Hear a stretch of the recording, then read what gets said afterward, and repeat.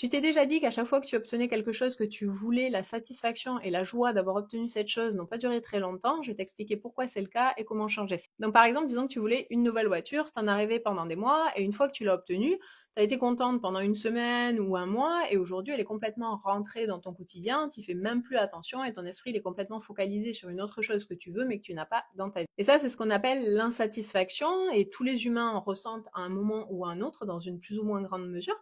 Et cette insatisfaction, c'est la preuve que rien d'extérieur à toi-même ne pourra te rendre heureuse de manière durable. Et cette insatisfaction, c'est comme un puits sans fond que tu essaieras de remplir jusqu'à l'épuisement tant que tu ne réaliseras pas que rien d'extérieur à toi-même ne pourra t'apporter cette joie et ce bonheur de manière durable. Quoi que tu obtiennes, tu rêveras toujours d'autres choses et tu seras toujours insatisfaite et tant que tu idolâtreras des choses extérieures à toi-même comme étant la solution pour trouver le bonheur.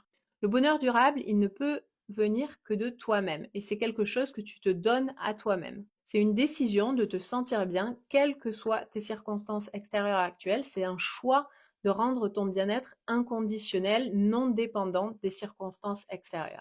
Parce qu'en vérité, tu as besoin de rien ou de pas grand-chose pour être heureuse. L'argent, l'amour, la relation amoureuse, le corps de rêve, tout ça, c'est des fausses idoles que tu as créées parce que tu t'imagines que c'est ça qui va t'aider à te sentir bien. Mais en vérité, je sais que c'est difficile à croire, mais après un mois, après un an, après 6 mois, tu verras que tu en seras revenu à la case départ et tu courras après autre chose pour essayer de combler ce vide en toi.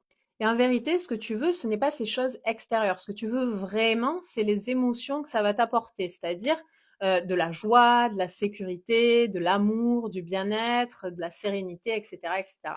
Et quand tu réalises que c'est ça la vraie manifestation, les émotions que tu veux ressentir, tu réalises aussi que tu n'as besoin d'absolument rien à l'extérieur de toi-même pour te donner ça à toi-même.